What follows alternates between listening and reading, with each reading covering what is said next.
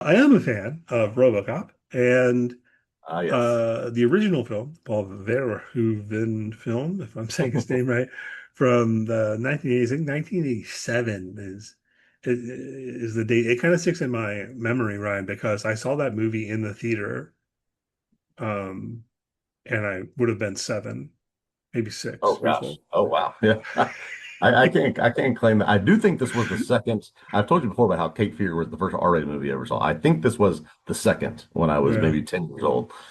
I don't know. I mean, it was like I feel like my dad used to just take me to the movies he wanted to see.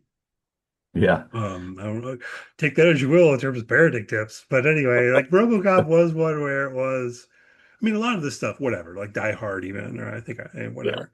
But the one scene in RoboCop where the guy like melts in toxic waste or whatever, that kind of traumatized me a little bit.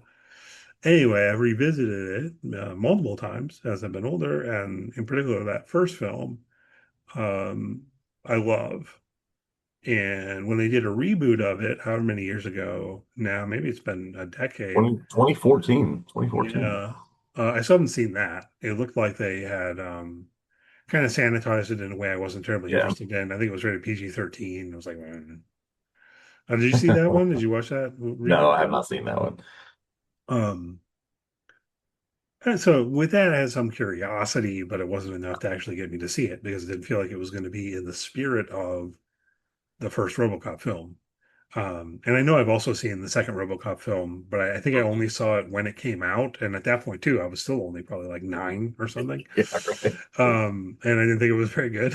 And then I think they did more after that I may or may not have seen and don't remember. The first one, I think it's quite good. So when I first saw the headline here, I did have a little bit of trepidation, Mm. but when I read the article and started digging into it and who's involved in it, I'm actually pretty excited about this. What about you?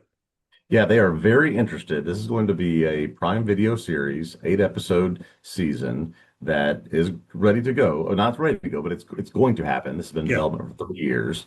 So we don't have a date on when we'll get it, but it seems like they want to be very honest and very true to the original film, focusing on corporate greed, sort of looking at the idea of individualism and what it means to, sort of have this control and not have this control, really sort of have a takedown of sort of the corporate sort of oversight that we have these days. So they want to be very true to that spirit of the original film. So that certainly helps me, and I imagine you're feeling the same way. It helps me buy in a little bit more. Yeah, because an interesting thing happened with RoboCop where it kind of shifted in the direction of the 80s were weird, man. Like they were making kids' toys of RoboCop, I think, and it was like that For a first rated one, R movie, absolutely, yeah, going back to where I started, that first one not a kids movie. You know what I mean? It's really dark. And the thing is, there's also like a tragedy about it, you know? yeah, Uh, I don't know, whatever. I'll withhold the spoiler I was about to get into just in case anyone's gonna be like, oh, don't spoil a movie from 1987. But if people haven't seen it, I do recommend it. And yeah, the fact that you got with this planned series, which I guess has been given a series order, is going to happen. The Bloomhouse is involved in the production side, but then the names involved yeah, too. You know, people who were involved even in the original film, big fan. I mean, it's like it sounds like a creative group here that yeah. I trust to do something that I'm definitely going to be interested in watching. And there's also a way in which, this is not complementary to the reality we find ourselves living in 2026 real world. But there have been multiple times in my life, relatively recently, where I'm like, man, we had all these possible futures to choose from, and we chose the RoboCop one. Yeah, I did like, I thought about our conversation from, I guess it was last week or maybe 2 weeks ago, where Alien Earth sort of was hitting on this theme about these corporations, these three massive uh, corporations that run the world, and just sort of how that permeated through the story. I imagine this will do something similar. And so I do sort of like this genre, as it were, and to just add, yeah, the sense of an honest to goodness, thinking about what RoboCop was and what they wanted him to do. I think I'll be bought into that.